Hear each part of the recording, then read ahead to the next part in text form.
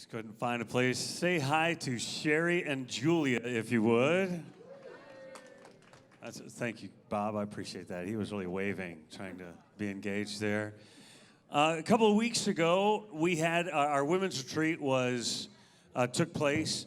And so I asked Pam, I said, Pam Caldwell, who kind of organized the thing, I said, give me some people that will talk about the women's retreat on the couch in a couple of weeks. And so Sherry and Julia are going to do that for us this morning.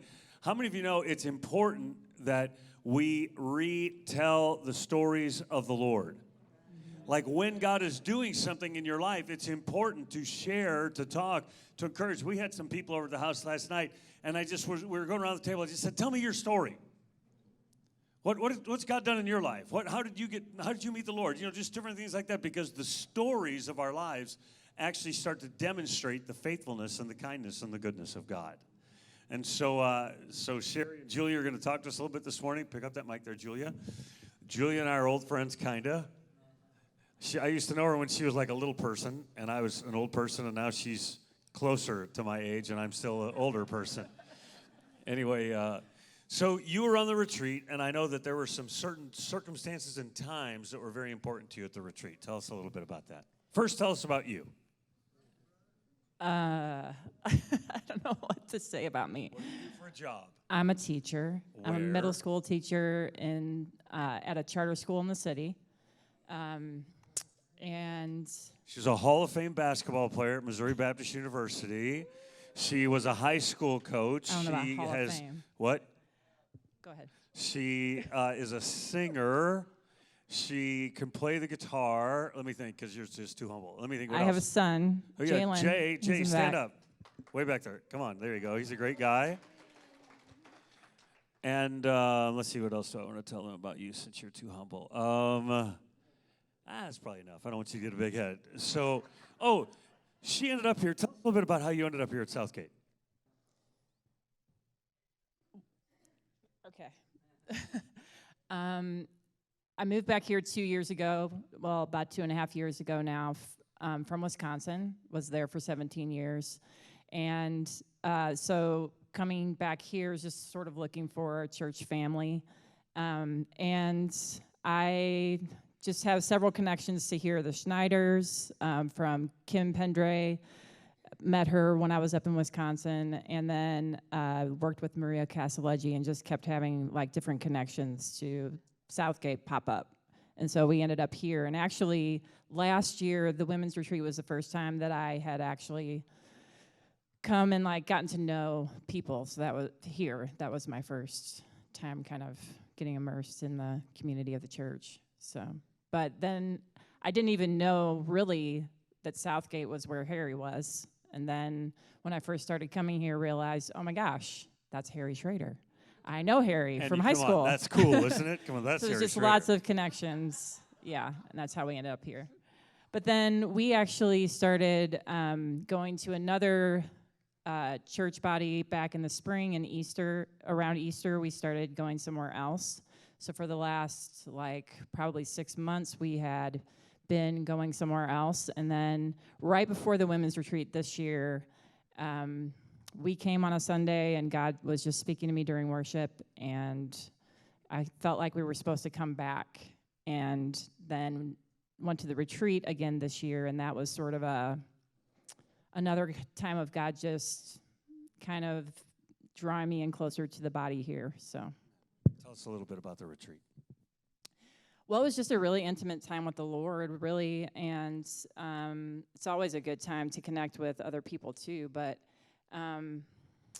we had a time on Saturday morning where we just went away for an hour to just hear from God and write down what God was saying to us.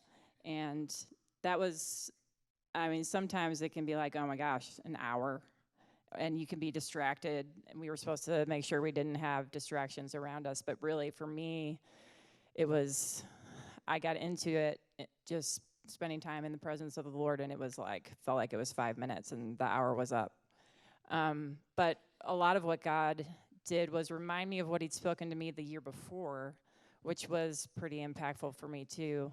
And just a lot going on in my life, both times that I've been at the retreat, in terms of just transition and things changing in my life. So God was just kind of encouraging my heart, really. Sherry, how did you end up here at No, just kidding. Everybody knows Sherry. Tell us first, before we get to the retreat, tell us a little bit about the Feast of Tabernacles stuff you were doing couple weeks ago. Okay. Well, my husband Joe, those of you that are visitors, he was one of the pastors here, and he went to heaven in February, so it's been 8 months. And as I was going through his stuff, I found celebrating, seeing Jesus in the feast, and found all his stuff on the tabernacles. And I didn't want to do it. I'm really struggling with that right now. A lot of people, when they ask, how are you doing? You go, I don't know. Because my emotions are sometimes very numb, and so I don't want to go. I want to go. I want to stay home. I want to go out. I can't trust my emotions. But, so that point, I could really hear the Lord telling me, and Joe, come on, I've had people say, does Joe talk to you? I go, no, God does. But he uses Joe's voice. But I can hear, yeah, he uses Joe. He's Italian in that moment.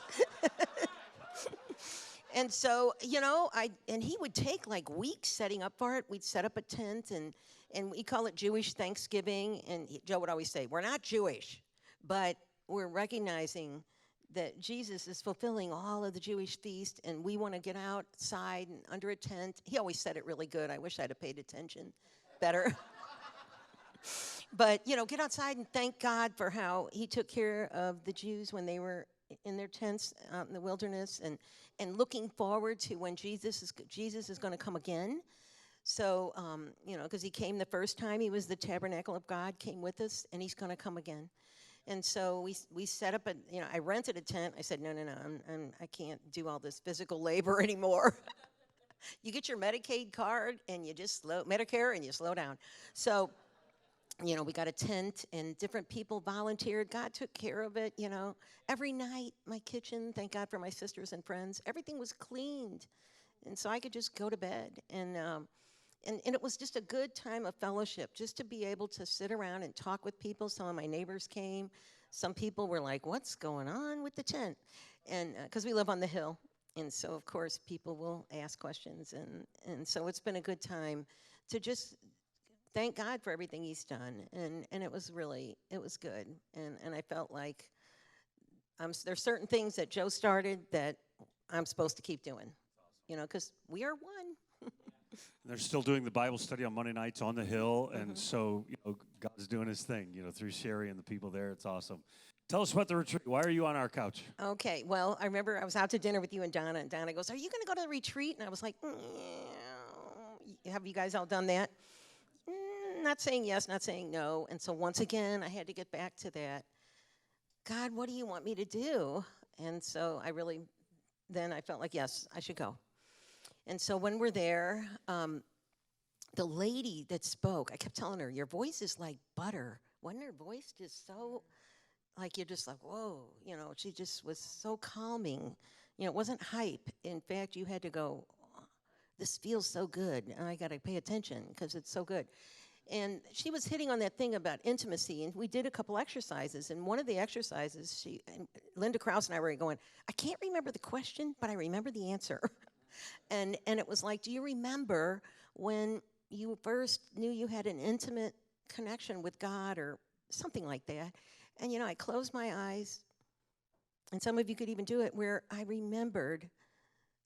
And we were so made to hear from God. I was just so aware of that. Like, God gave us the ability to have dreams, visions. Our spirit hears his voice that's stronger than our emotions. And I remembered when I realized that Jesus dying was not just a historical event, that he died for all my sins. And I grew up knowing that he was the Son of God. But in that moment, I remembered, it was so powerful and touching. And then God telling me, he's still there, like that's the reason why when I can tell somebody, how are you doing? I have God. I have the Spirit of God on my side. And then the second exercise, these are the two main things I remember, because she was talking about hurts that are buried alive never die. And we both were, Linda and I were going, that's so true. And how do you, and I can't remember the question once again, but I remember thinking, what is it that's changed from when I grew up? Because when I grew up, very abusive. Not my dad. My mom had mental illness, and just I lived in fear all the time. And I remember when things would get bad, I'd go down to the basement and cry over the drain, and sometimes even ask God that if maybe my mom could die. And then realizing in that, which God forgave me for that. It was, when you're in fear and you're screaming out. And I remembered that, oh my gosh, he has shown me a new way. When things are rough, I don't run and hide. I run to him. And I don't want to pray anything in the natural. In fact, I got to pray with my mom to get born again. That it was his will that I would pray for her life. And so there's that confidence, and that I think the theme was a lot of, I am who he says I am. And to be reminded of that, the foundational things are like your relationships with God and our relationships with each other.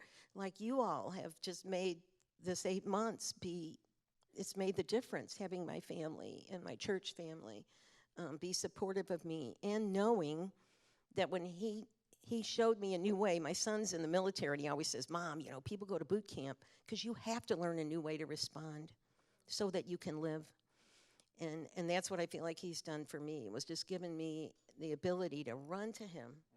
And then she hit on really hard how powerful it is to be able to bless someone. And, that to not be silent, to give a blessing. It's real easy to curse and complain. And yet we were designed in the image of God to be a blessing. And I was just I was so glad I went. Thanks, Donna. For that little nudge of, and just knowing I have to, what a privilege it is to be led by the Spirit. And we've been talking about that in our Bible study. It's a gift. The Holy Spirit, that's our comforter and our teacher and our helper, is a gift from God. And I'm so thankful for it. And thank you for all the ladies that put it on and for the fellowship. Anything else either of you want to share? I just wanted to add to what she said about the blessings, because that was really impactful for me too. Like, she spoke a lot of blessings over us, and it just it impacted me in the sense of when I came back, I started trying to speak some of those same things very purposefully over my son and over even the kids that I teach in a way that I could. But more than just like, positive thoughts, it was just blessing someone with what God has put within them. It was kind of calling out the Spirit of God in people. It was really, really impactful. Awesome. That's Sherry and Julia. Thank you, ladies.